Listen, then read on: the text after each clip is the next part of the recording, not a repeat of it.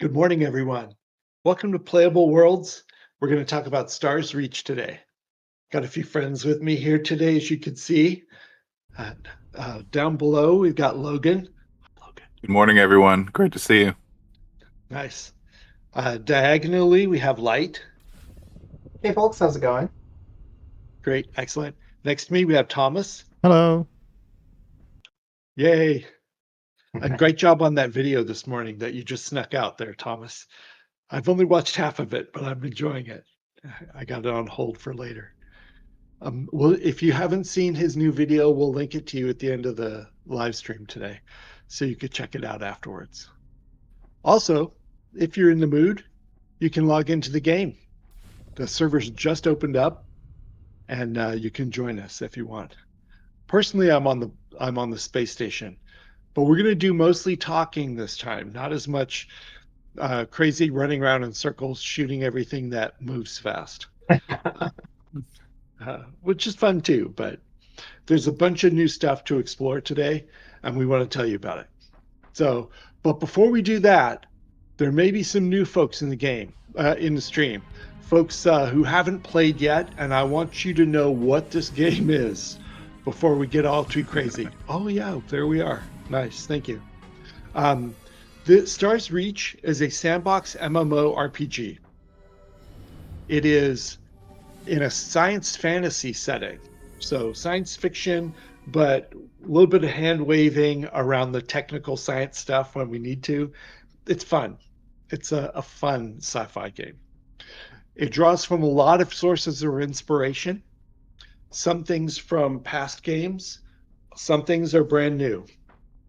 Past games include Star Wars Galaxies, Ultima Online, Landmark, Breath of the Wild, Tears of the Kingdom, little pieces from EVE Online, and even a few more games, including some Muds and Moos from back in the day.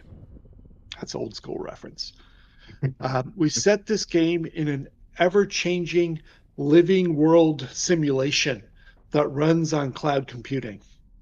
So this is not the usual handcrafted setting for telling a story that other games have. The kind of stuff where none of the stuff is alive, it's just waiting for a player to come by and then it tells a story. No, this is a simulation. It's got its own life, it's running even if you're not there. And then we broke it up into sections of space and individual planets in this world so that we could give players control and leadership of these spaces. And we're going to learn more about that today. But also it's all one world. So we're all in the same space together. If I plant a tree, everyone else can see that tree exactly like I just did it. If someone else cuts it down, it's cut down. That's how it works. Or if the HR department is nearby, it's burned down. Keep an eye on Justin. He's a lot of fun. Just teasing you, Justin. So yeah, there will be PvP someday. There's no PvP at the moment, but when it does come, it'll only be in those parts of the game that are set up for it, and it will be opt-in. You can avoid it entirely if you want to. You can play this game without ever shooting anything if you want. Combat is not a requirement. Actually, the economy is set up so that every role is important and all contributes to the economy. So there absolutely are reasons to specialize in things that don't involve combat, like crafting, for example, or many other things. What's the idea of this game? It's to build a society with your friends, or make friends by joining a group, building a society. Work together. The economy needs all of you. Pick any skills you want to learn in any order. You just have to start at the bottom of each skill tree. There are no classes, there are no rails, there are no limitations, which can sometimes lead to a bewildering amount of options, but hang in there with us on this. It will be very fulfilling. Anything I missed, you guys? Anything I should explain more? I think that pretty well covers it. I mean, the main thing I'd call out is you just touched on we're trying to build an MMO that is actually multiplayer instead of yet another MMO where every single player is the singular chosen one, and there just happens to be a million of you. This is a game where working together. Like, if you are more of a solo player, like, that's fine. You will absolutely thrive in this game. But like, there's a lot of economic independence and making sure that playing with other people matters and is important. Real sandbox. Exactly. Yes. Yeah. Nice. Okay, so yeah, this is not our attempt to make a World of Warcraft but better. Oh no. Yeah, it's not that. So about today, we have a new update that just went into the game. We do these about every 3 weeks. People who just logged in just now that you see on your screen, they're all seeing this for the first time, some of the new stuff in the game. Starting with, I want to point out there's no wild wormhole today. Remember those? They'll come back. We're on a break right at the moment from the wild wormhole. Instead, there are 4 planets set up. They're all real. One of them is going to despawn in, I don't know, in a week or 2, something like that. It's going to despawn. And the one that's going to despawn is the one that gets developed the least or used the least. We have a feature coming up in the live game that is that's going to manage how many planets are up at a given time and our access to them. The servitors is the behind the scenes storyline conceit for how these things work.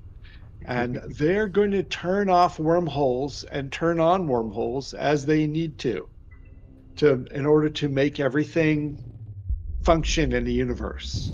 And one of the ways they're going to do that is by taking down stargates to places that don't get traffic anymore, and instead opening up new planets to people. This will be a mechanic in the game. And we're doing some things today to test and improve for that. So we're going to rotate planets for a bit. When one of these despawns, another one will spawn in. Not instantly, but through a mechanism that we're going to be testing and polishing. So, and your feedback is not just requested and appreciated, but please help us on this. Give us your feedback. So yeah, if you go look at all the planets, and if there's one you like, make sure it has activity on it.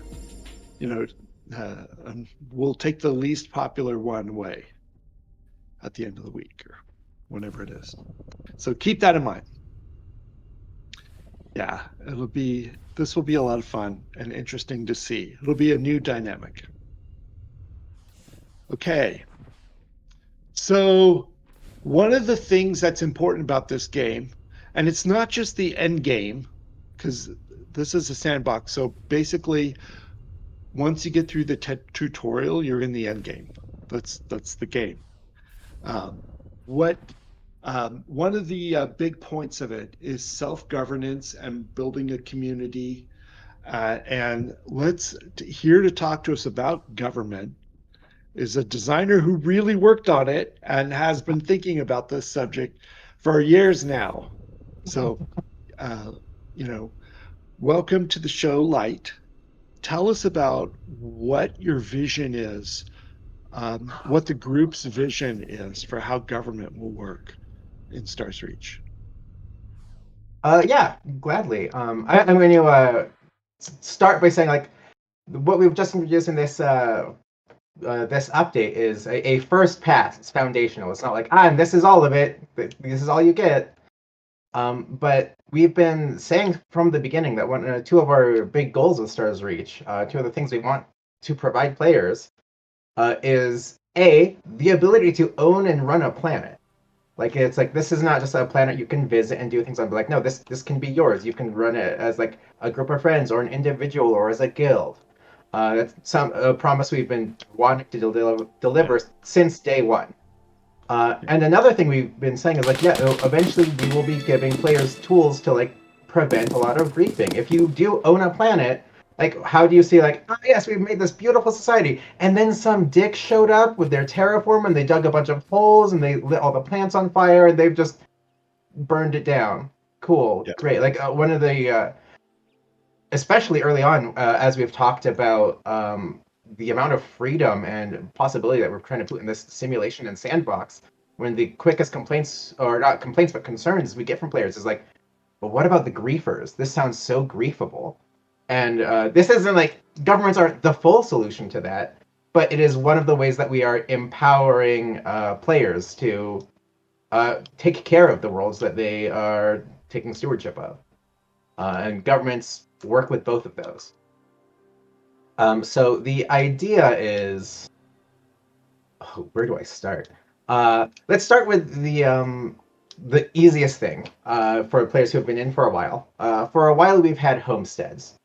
And you could place a homestead, and this is a bit of property you own. And once you place a homestead, people within the boundaries of that homestead, they can't mine things, they can't like set fires, they can't build things unless you give them explicit permission.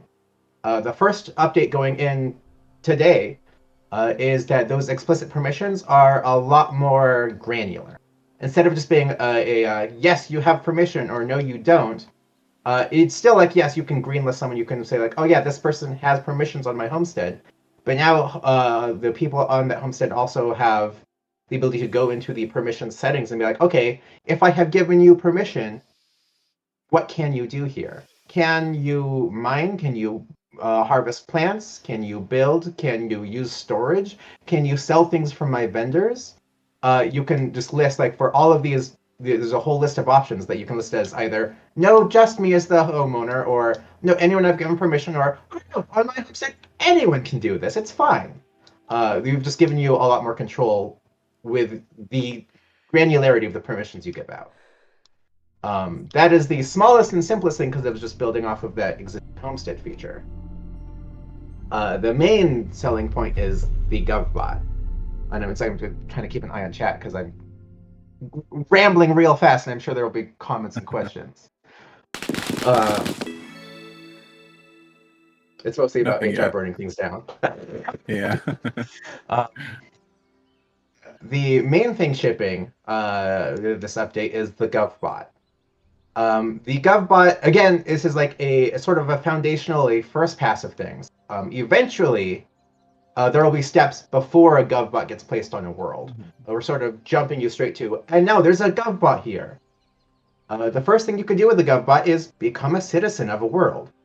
You can only be a citizen of one world at a time, but you can choose whichever world you want to be a part of, and you can sign up. You go to the GOVBOT and be like, sign me up, I want to be a citizen. And from there, you are a citizen of the world. You can contribute, you can benefit. You are just opted into being part of that world's community. The very first thing that happens with the GOVBOT is when the GOVBOT has levels. You can progress as this government grows and gets more powers, more options. To progress the GOVBOT, there are various resources it's looking for. It'll be like, hey, we need a bunch of clawtooths, a bunch of minerals, a bunch of like wood, maybe bush seeds, whatever, various things that it asks for. You can look at it, and as a community, everyone can contribute to this GOVBOT to try to level it up. You just go in, you dump in the resources, and it helps the GOVBOT get the things it needs in order to like grow and start manufacturing all of the like complex kiosks you're going to get access to. Up to this point in the game, the Starbase has been sort of the primary hub, where it's like, okay, if you want to go purchase new skills, you have to go to a skills kiosk on the Starbase. If you want to go pick missions, you have to go to a mission terminal on the Starbase. If you want to go buy new starter tools instead of from crafters, there are some very stripped down basic versions available on the Starbase. That has been like the main hub that everyone has to go back to. As you progress your GovBot, you will gain the ability to purchase some of those upgrades for your world, so you can place a mission kiosk on your world once the GovBot hits a certain level. So it'll be unlocking abilities for players to turn their worlds into those kinds of central hubs that players can flock to and group up on. As you go, another big thing that'll be, I think, exciting for a lot of players is there's a lot of collaborative building that happens on a world. Like anyone can like own a homestead right now, but we've especially seen players already doing this, hopping in Discord together, and coordinating to be like, okay, hey, we want to like lay out a city. Oh, we know there's a wipe coming. Let's start planning it out in advance. Let's figure out what the layout's going to look at. How do we want to like? How are we going to plan this out? Everyone has a limited number of homesteads. Like, who's going to use their homesteads to like, oh, I want to have my own house, but someone needs to contribute their homesteads for like the public saloon or the public hotel. Like, I guess how many of my personal ones am I going to be contributing towards this versus, for just I want to build my little house. That's what people did the first time, is they all, banded together in the first test and did that. But yeah, exactly. That's not how it's supposed to run. Yeah, and like the people banding together like that is amazing. That's what an MMO should be for. It's the multiplayer, people doing things together. Absolutely. So one of the things that GovBot enables is there is a new, I'm gonna call it a homestead type, but that's not quite accurate. It's called a zoning lot. People with specific permissions in this from the GovBot can obtain zoning lots, and they place them, and they function almost identically to homesteads, except they don't count against a player's homestead limit. They are homesteads owned by the government. And so the mayor, which I'll talk about in a second, or whoever has been deputized by the mayor, can place these zoning lots and be like, okay, this is where like the bank is going to be. Let's block it out. This is now the bank, and it is not consuming players up to their homestead limit. It is just a way to set up, okay, and there's going to be the roads running through here, and this is going to be a public park, and we're going to have like a place to pick up missions over here. It lets players zone out how they want the layout of their world and start building accordingly. It's so exciting. There's a question in chat. Can you charge an admission fee to your planet? Can you charge an admission fee to your planet? Right now, no. But that is one of the things we are definitely considering putting in as we build on this foundation. Right now, there's no admission fees. There's no kinds of taxes. There's no kinds of like payouts for being a citizen and too much active reward. It's all kind of you get out what you put in, sort of right now. But again, this is a lot of foundational. Being able to like charge an admission fee to your planet is one of the things that we were definitely looking at as a possibility of adding as an option as we expand on these options. I mentioned mayor briefly. There is voting. As you are a citizen, you can vote for mayor. At the very beginning, at the start of all these playtests, there is no mayor.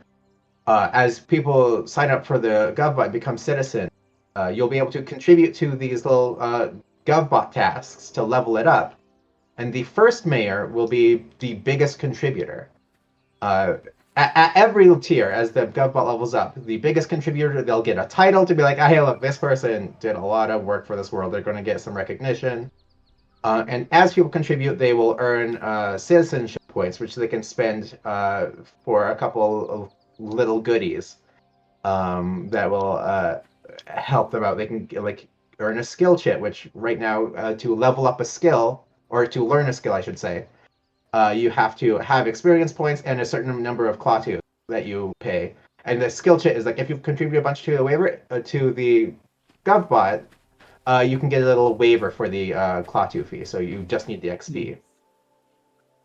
And then you can also get little temporary XP boosters to like be like, oh yes, we'll just for the next like 15 minutes you get a slight XP boost as you do things as you reward for contributing. Helpful stuff. Yeah, nice. Nothing like huge and like major league game like impacting. Like we didn't want it to be like, ah, yes, if you are a citizen of the world, you're active things like it. They are perks, but they're not like. So at the first level up, is it? Let me. I lost the last part. Yeah. For a split second, yeah. Sometimes it slips a little away from my face, and anyway. So yeah, there's rewards for contributing. At the first tier, the biggest contributor will become the mayor, and from there, citizens can vote for who the mayor is. By default, everyone's vote defaults to who the current mayor is, because typically we've seen in a lot of MMOs and stuff, people like don't like power to be changing hands a lot. Like it gets, if people never know who's going to be the next mayor, like is leadership changing hands every 2 weeks? Is our permissions across this world going to be constantly changing? Like it just feels really unstable.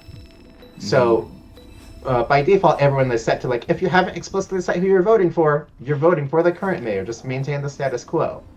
So upheavals, or like one of the big concerns we get when people say like, oh yeah, you can own a world and it's set to vote. People are like, but what if like a bunch of new people jump into my world and then they just like steal that from under me?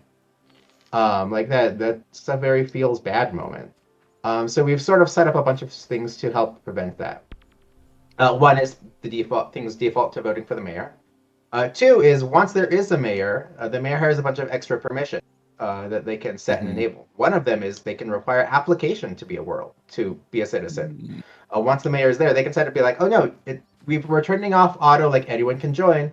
Now to become a citizen of this world, you have to send in an application, and the mayor or anyone the mayor has given permissions to can either approve or decline that application.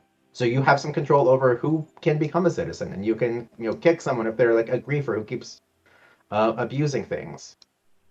You can also turn off the ability to vote for certain citizens. If you want to go through and turn off everyone's ability to vote and become a dictator, you can do that if you were elected mayor with a certain percentage of vote. I think it's an 80%. If you were elected mayor with an 80% vote rate, then you can be like, okay, I'm in charge now and I'm turning off voting. The people have chosen. If you just became mayor because you were the top contributor in the first level, you don't quite have that power yet. In the future, there will be more government styles where you'll be able to set up, like, is this a democracy? Is this more of a republic? Is this just a straight up dictatorship? Ooh. We're going to be, playing with some of that, but that is not in at this point. That's exciting. And again, a lot of the other powers the mayor has are things like, can anyone mine on this world, or do you need to be a citizen? Do you need an explicit mining license to mine on this world, even if you are a citizen? Who has mining licenses? There's just a bunch of things. Like, who can manage these zoning lots? Who has those permissions? It's very a lot about empowering players to protect their worlds and lay out their worlds in the ways they want. Very nice. I'm excited. Very cool. Yeah, I am very excited. There's also a little bit of like, wow, this is a lot of power we are giving players. So we're definitely going to keep a close eye on it to see, like, are there ways that this can be abused? Like, this is meant to do a lot of help to help mitigate griefing. But, like, is there an edge case we've missed? Is there a place where players can use this to grief in turn? And so we're keeping an eye on it. And that's part of why we're sort of, step by step instead of, like, a full thing with every piece already done. Is it one per planet? Yes. Right now there is one GOVBOT per planet, one government per planet. Eventually, there is going to be at the very beginning, once a new world is discovered, the wormhole is open first time. If it's not a wild wormhole, there will be a sort of a city building race where it's like, okay, who is going to be, multiple guilds have all converged on this like brand new planet, and they're all going to try to compete to be like the first ones to like actually take control. And at that point, there will be little pre-GovBots that like are all sort of competing, and then whoever wins that settling race is going to get the GovBot. But we don't have that piece in yet. We're starting with that. Okay, the GovBot is already established on each world. We're starting out with anyone can join, anyone can be a citizen. Nice. We wanted to test this piece before we started getting more of these the earlier stages in, if that makes sense. Yeah. Mhm.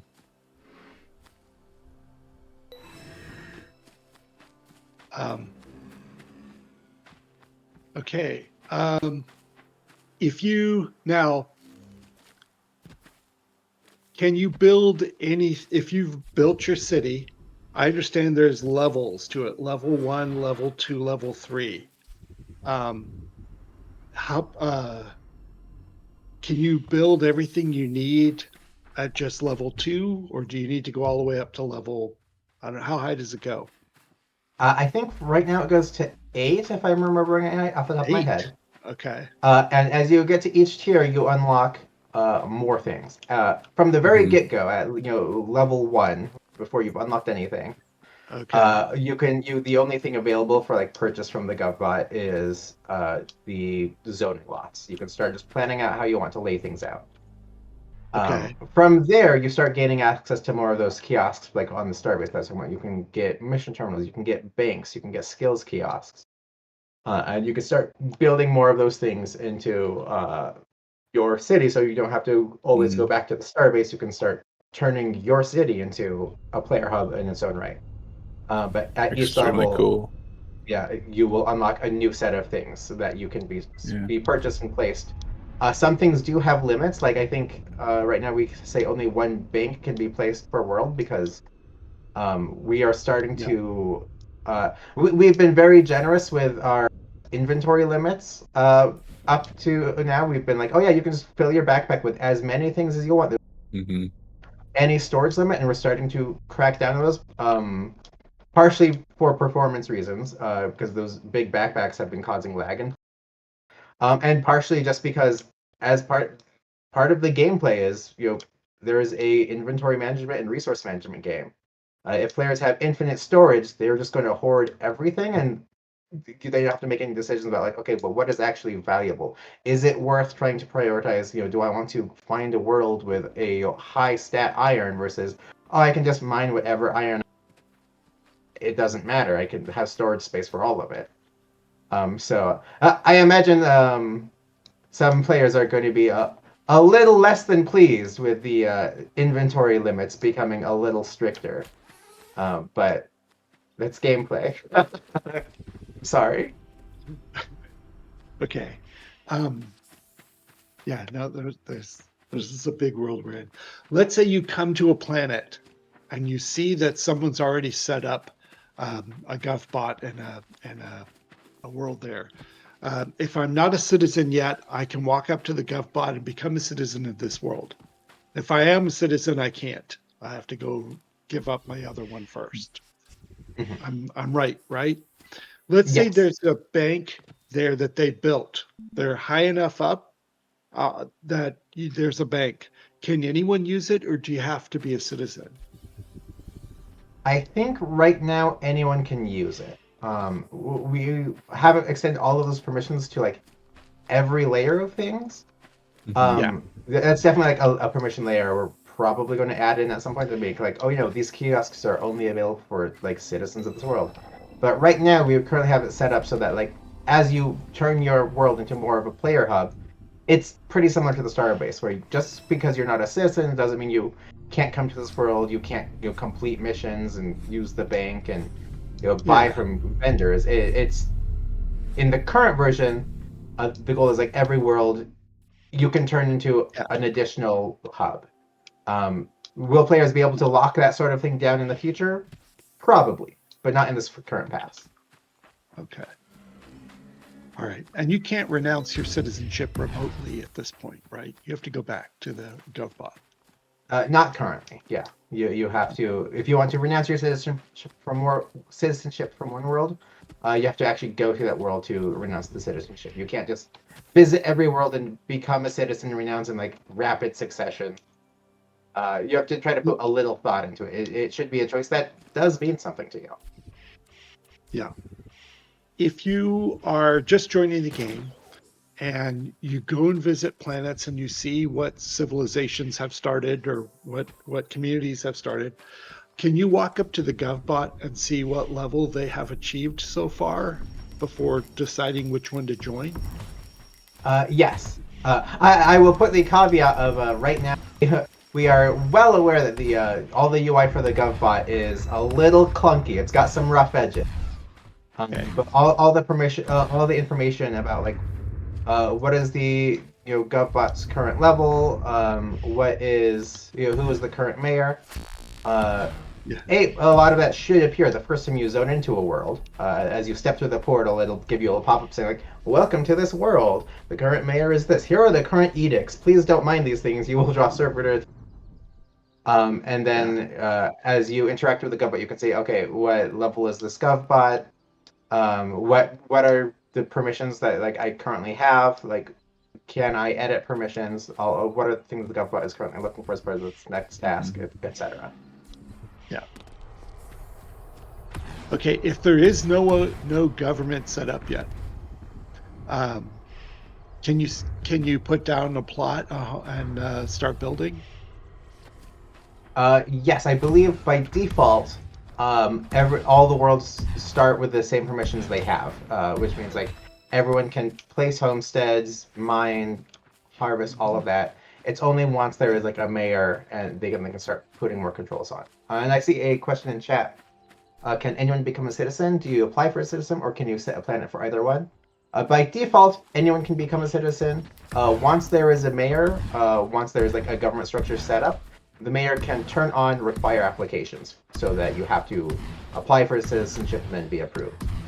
You can set a planet for either one, yes. It starts defaulted to anyone until someone has taken more formal control. Good question. Very good question. Okay. I know there's going to be more questions that come up as people try this. So there's a set of I've seen a little bit of what's in a GovBot. There's a set of tasks and missions that it offers to you if you want to do them.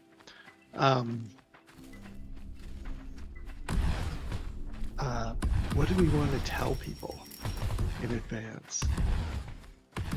I kind of want to tell them that if you choose to contribute Klaatu, if you put money into the GovBot as part of your contribution, that money does not disappear. That is not a sink that drains currency out of the world. It sits in an account, and once the government is formed, the mayor can use it to purchase assets for the community, such as a mission kiosk or a bank and stuff like that. Am I right? Am I missing a nuance of the vision here? That's absolutely correct. Like the resources you dump in are used to like sort of like create those kiosks that are available for purchase, but then the currency you put in becomes sort of government credit that the mayor or anyone that the mayor has given permissions to can use to purchase those kiosks. So it's not just like, I just threw this money away into the GovBot because for some reason the GovBot wants to chew through currency. It is showing that like, it is making available for purchase all of these new kiosks that you're unlocking, and zoning That's very helpful. also obtainable via those credit. Yay! And can a mayor promote citizens to various positions, and can they name them things? You're the city architect. You are the city sanitation worker. I don't know. Can they do that? Yes. There is for homesteads, as I mentioned sort of earlier.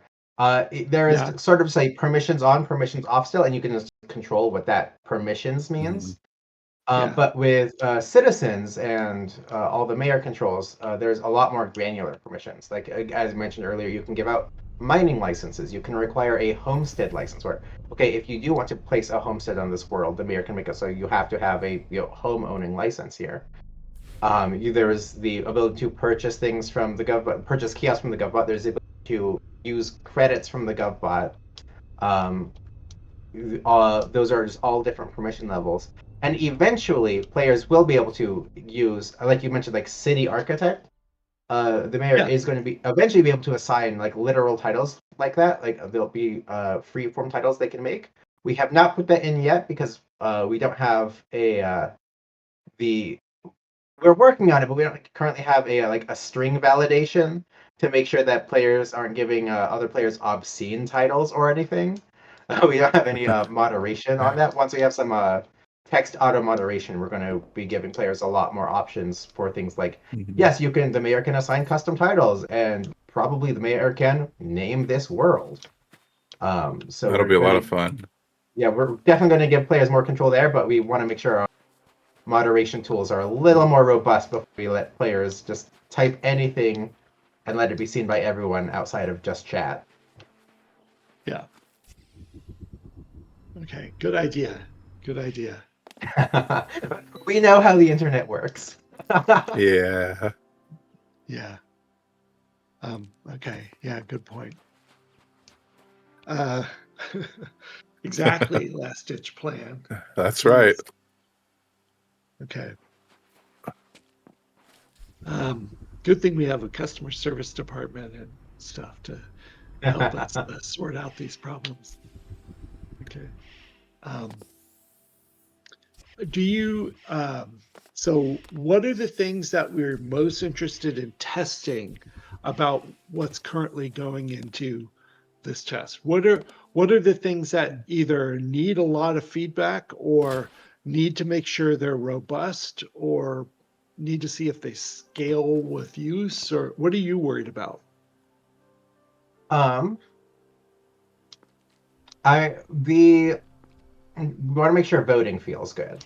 Like voting, we can test it as much as we want as developers, but there are a lot more players than developers, and we want to make sure that the voting is working correctly, performantly, and just like the way we expect it to. Once it's working with far higher numbers of players and citizens, and just same with permissions in general. We know the UI interface is has work to be desired, and like there are going to be things that like aren't perfectly clear. We've tried to like put descriptions on like what does each permission layer mean as you like look at all the permissions on a homestead or a zoning lot or citizen. But if there are things that are still unclear to players, like what does this mean, or is this working correctly, or like edge cases players can like work around. Those are things that we are interested to see. Like if people are like, oh no, I tried to like lock down mining on this world, but so and so found a way to do it. Yeah. Those are a lot of the things we're keeping an eye out. We've also just put a lot of tracking into like, okay, how long does it actually take players to get through each of these GovBot levels? Is there a resource that they are managing to contribute way faster than the others? Are things not balanced the way we think they should be? Are some of the things we're keeping an eye on? And also just we want to hear the player feedback on like, again, a big part of the system is meant to empower players. We want to hear like, do players feel empowered with this? Are there things that they feel like, oh no, this is just the illusion of power, but we can't actually do anything? I don't think that's going to be the case. But like, do players feel like, no, I can't do quite enough. I need to be able to do this thing. There's a permission level missing, or this permission level is not granular enough still. I need to split out. If I think right now we have like farming permissions. Does that need to differentiate harvesting from plants versus planting plants and things like that? So we want to just make sure this is actually meeting the vision of A, giving players semantic grief tools, and B, giving players ownership of worlds. If they don't feel like they have ownership, then this is not working as intended.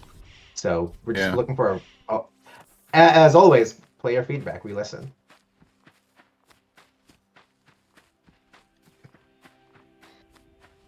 right. So let's do a few announcements. I think. So let's try that.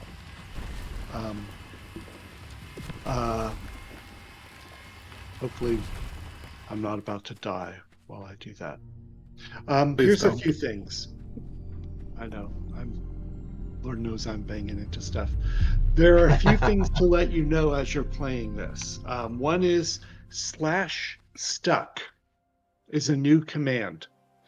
This will help you get out if you get stuck underneath something. So I don't know. This needs testing too.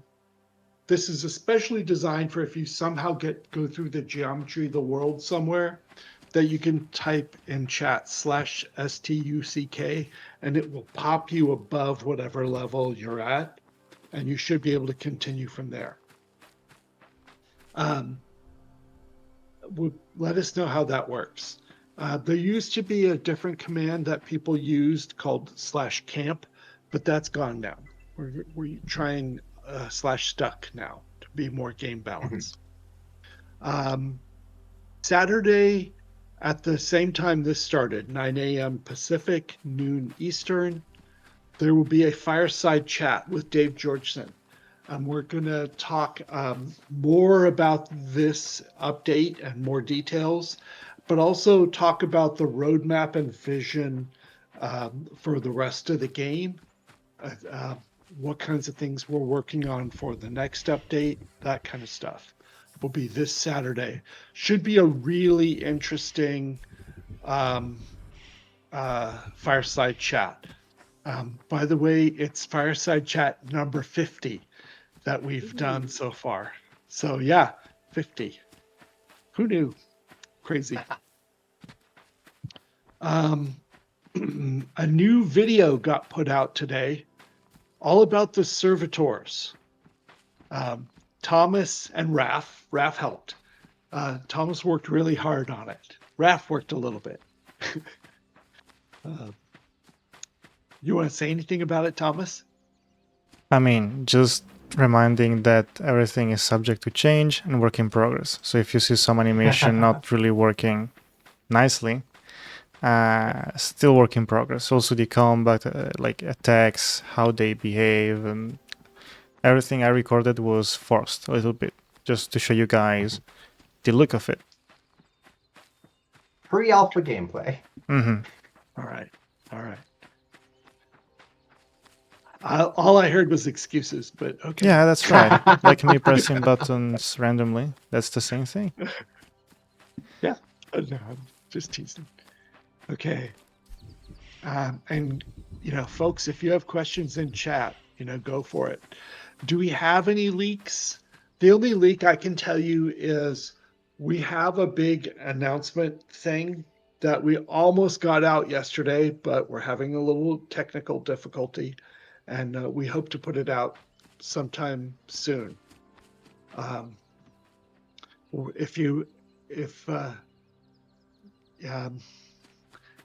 see. As soon as Voodoo is ready, he's got the tough job on this one, and is pulling what's left of his hair out, trying to get it ready. Something to look forward to. It's a Does tough that count job. as more it'll be leaks really coming cool. soon? Yeah, more leaks coming soon. Nobody Jeez. discovered the Easter egg in the servitors image we posted, I think, on Monday, by the way. I didn't. Ooh. I didn't. I can't figure out what you did. Yeah. You need to be careful next time when we post images or leaks, because they may hide some hint or Easter egg. Yeah. Okay. I have no idea. Okay. So I can't leak it. That's the bonus.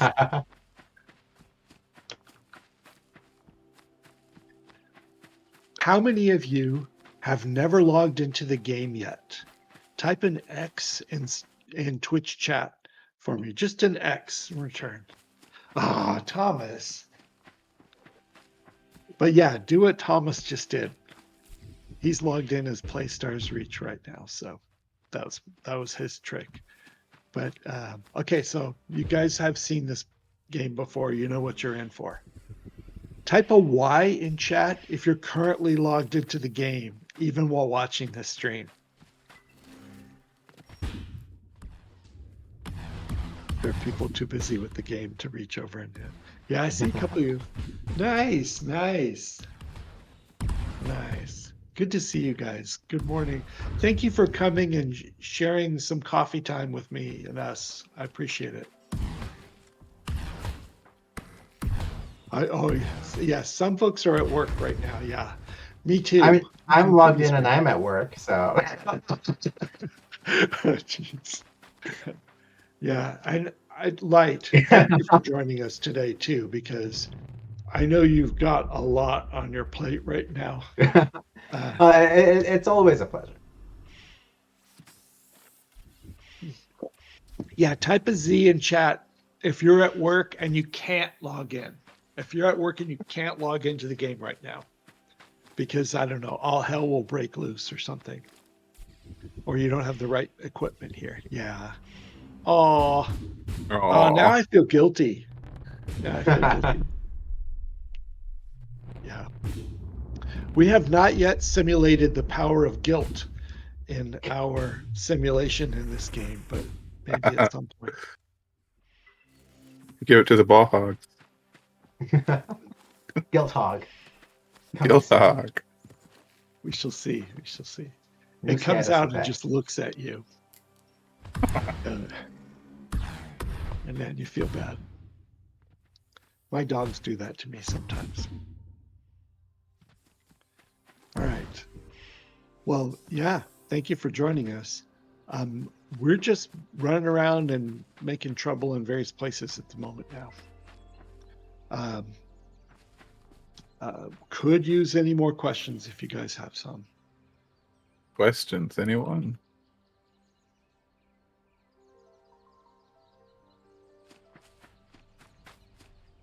We one of the things, there's a fair amount of work to do to get your town up to level 6, 7, 8. Keep that in mind. And we're definitely going to want feedback on that too. I want to just see how long it takes people. Will there be snacks at the launch party? Oh, heck yes. I have some ideas for how that launch party is going to come together, but I'm not currently working on it yet. But if I get some time here, the problem is Playable Worlds doesn't really slow down over the holidays like a lot of companies do. So it's not like, oh, I have a light day today. I'm going to jump in the car and go visit possible party venues and take pictures and send them back to the team and see what they think. I've done that before for past events at Playable Worlds, but lately we are just working flat out each day. So yeah, we shall see. If Leric were a little closer IRL, maybe he could go run around and look at places. But right now, I would it love would it. take him so long to get to San Diego that it's not worth the effort. But yeah. But I have some places in mind, and it'll be cool. It'll be cool. Mostly breweries and wineries in the area. And that'll be Game fun. way. Yeah. Then it'll be someplace that has food or reasonable or catering or something like that, and a cool venue and it'll be fun to just hang out with the folks. A bunch of us live fairly close to each other, like Dave and Raph and Rod and me, and we can few other folks, and some will come into town for it. No, not Del Taco. Not Del Taco. Not Del Taco. Del Taco has its charms, but it's not going to work for this. We And do I have think another they have question. some of the finest commercials right now in fast food, if you ask me. Will there be hidden skills and or schematics where you have to complete certain missions to attain? Boom. Like, I'm not going to say there will never be any sort of hit. What I am going to say is we're not going to do anything like Star Wars Galaxies had a system where you could unlock the ability to become a Jedi, but the requirements were random per player and completely hidden. So it basically, like, the idea was that like, oh, you as you like keep doing other skills, you will eventually just like get, and you can't force it; it'll just happen. And what it turned into in practice was it forces players to play ways they don't want to play because they have to just keep trying all the skills that they weren't interested in until they find the three that magically turn them into a Jedi. If we do have anything that is like a little hidden or anything, it's not going to be so difficult that players will never find it. It's not going to be random per player, so it can't be like learned or whatever. It will have like clear unlocks. It's not going to be something that, in order to play the way you want to, you have to jump through a bunch of hoops that you really don't want to. I don't think there's currently any plans for anything hidden like that. I'm not going to say there never will be anything hidden, but like, if we do something hidden, like we're going to at least communicate it a little bit. We're not going to be like, and here's a bunch of things that players will never understand because everyone knows being confused is fun. There were definitely lessons learned there. so it was a good test because we learned things. It was a good test. Won't do that again. Also, we won't try to change our golden cohort in the middle of a no. Lots of fun. Oh, thanks, Toaster. Yay! Yay. All right. Well, we're gonna wind up here 5 minutes early, and get ready for our next set of meetings at work because we're not all done yet today. We still have to like keep building a game. What are you working on at the moment, Light? Can you tell us after this live stream? I'll say it a little vaguely. There are some.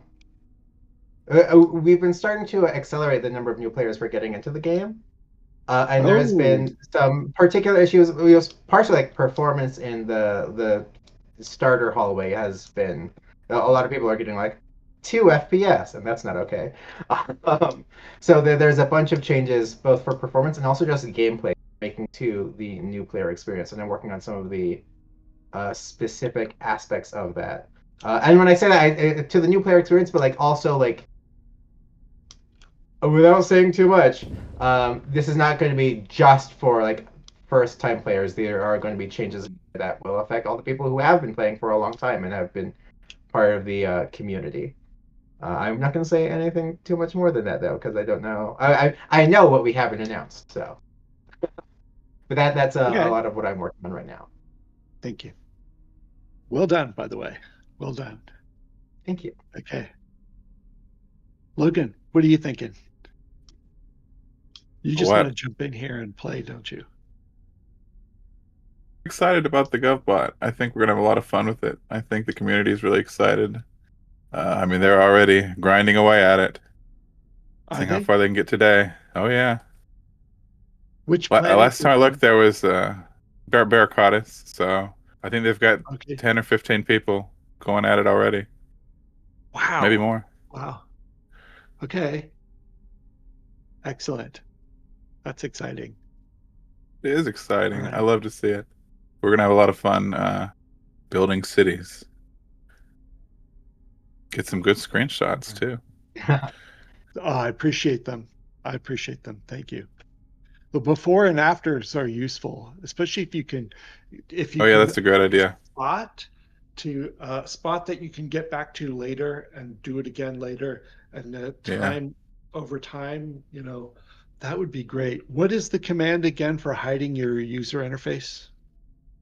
To take a It screenshot? doesn't. So the regular can't one do it doesn't right work right now. So you have to kind of hack it. And what you do is you press F4 and then you press K to bring up the skill menu that doesn't exist now, and you have no UI. So that's our A lot of our workaround for UI now. is transitioning. F4 will It one day is work transitioning. again. For the record. Yeah. Yeah. Oh, well. Okay. It's hard to be spontaneous and take screenshots right now, folks, but Mhm. screenshots are Free efficient. alpha software. We're working Free on it, I alpha. promise. Yeah. Yeah. Okay. Thank you very much. Have a great day. Stay out of trouble. And I look forward to playing with you guys this weekend. Thanks, Thank you, everybody. See you guys. next time. Thanks all.